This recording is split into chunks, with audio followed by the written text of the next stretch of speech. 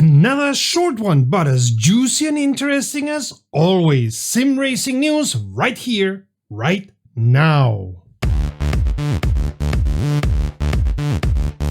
Today's video is dedicated to twice WRC, 4 times Dakar winner and highly respected Carlos Sainz Sr., who is aiming to be elected and succeed the highly despised wannabe dictator and master censor Mohammed bin Sulayem at the head of the FIA at the end of the year.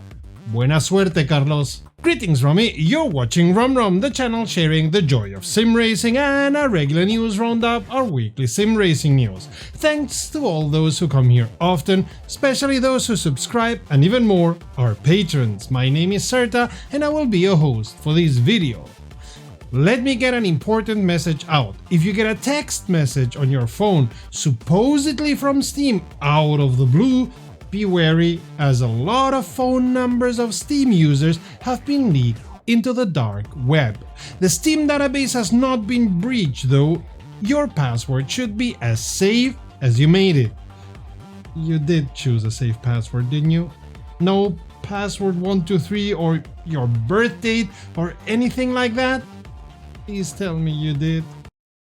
Those who've pre-ordered Project Motor Racing know it already, but for all others, here it is. Their plans for this and next year are to publish 7 DLCs, which we suppose will be included on the season pack, but don't quote us on that, of which only 2 DLCs have a name. One of them will be called Group 5 Revival, the other will be the GTE Decade Pack they had announced already. After those, the plan, and I cannot reiterate enough, this is only a plan, let's not forget how many plans of Iron Bell landed in the bin, is to publish a DLC every quarter. Thanks Arvid for the heads up. Huizenveld have started a summer deals action in the middle of spring, which will go until July. All sprint pedals get a 25% discount, while the handbrake gets 20% and the MagShift 15%.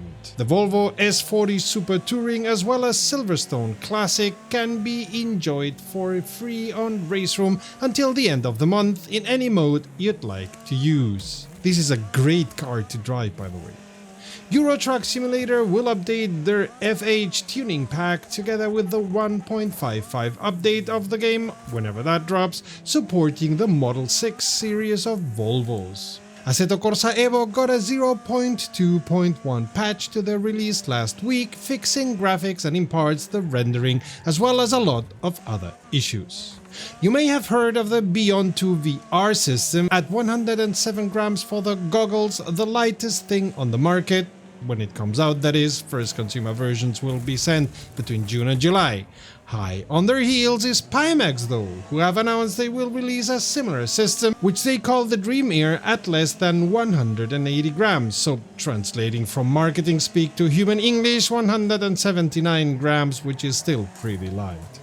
On Q3 this year.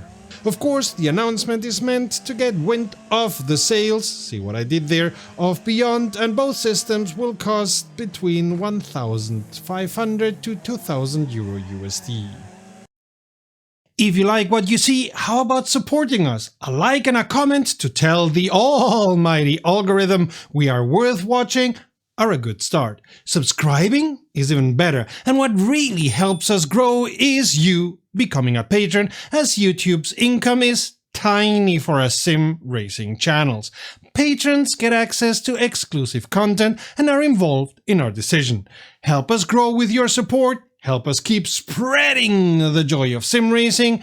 Become a patron today. It was very quiet around Wreckfest 2 and its early access. At last, they are moving on with some content. A European rallycross track and a folk racing track come to the game, both fantasy tracks, as well as 2 new cars, the Flavien European Sports Sedan, as well as the Rammer and American Large Sedan. The 2 cars already on Wreckfest 2 got a name.